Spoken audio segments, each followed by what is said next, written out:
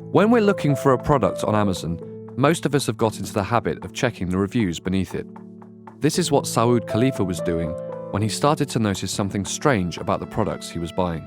So I got interested in online reviews when I actually was finishing up my master's degree, and I ordered a few things off Amazon. They were 5-star rated. There was hundreds of reviews, and they were all really, really positive. I received the product, and there was something completely off with the products. The quality was really low. It did not last at all. So I went back, read the reviews, and noticed there was a lot of red flags within the reviews themselves. There was a huge trend of fraudulent activity within the reviews, and I could tell that they were fake. Mr. Khalifa now runs a New York-based company called FakeSpot, one of several new businesses which claim to be able to help you spot a fake review.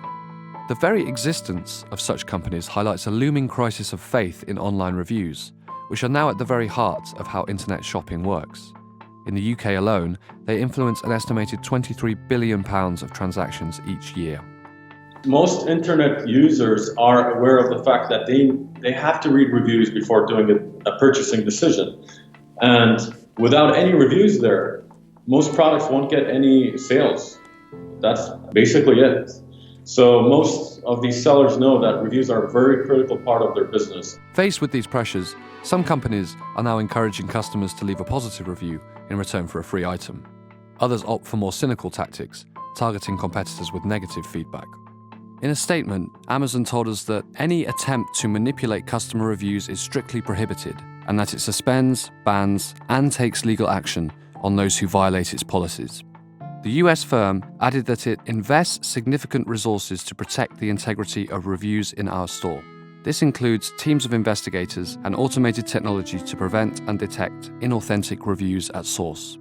The US company has filed lawsuits against more than 1,000 defendants for reviews abuse.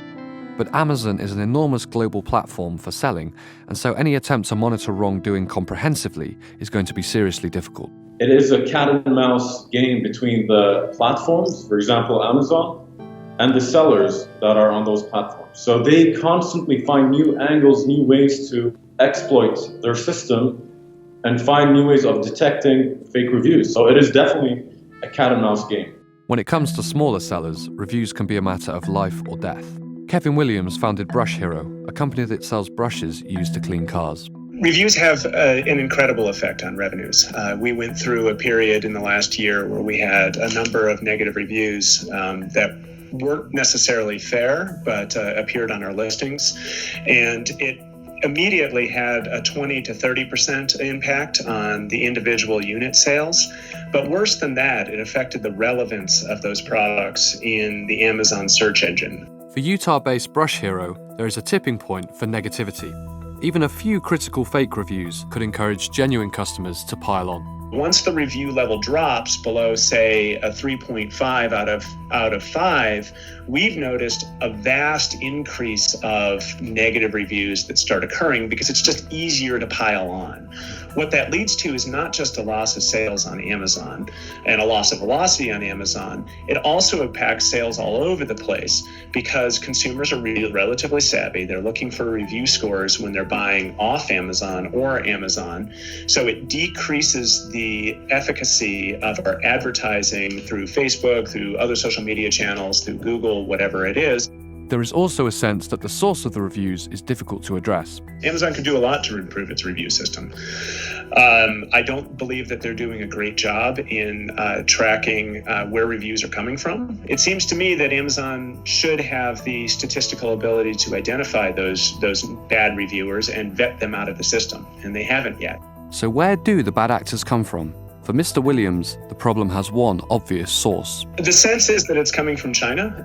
When Amazon started to solicit Chinese sellers directly, it seemed to open the floodgates to a mountain of bad actors. Despite his experiences, Mr. Williams is himself a devoted user of the platform. Absolutely, it's changed the way I look at reviews. I'm highly analytical about it. I'm an avid Amazon shopper. I have to admit that even though I've had lots of problems on Amazon, it's a major sales channel for me. And as a consumer, I purchase things nearly every day on Amazon. The tangled web of online reviews is a challenge for Amazon, the companies that sell on it, and those of us buying. But it's also just one part of a bigger story, the difficulty we now have trusting anything we read online, even as we spend more of our time in front of computers.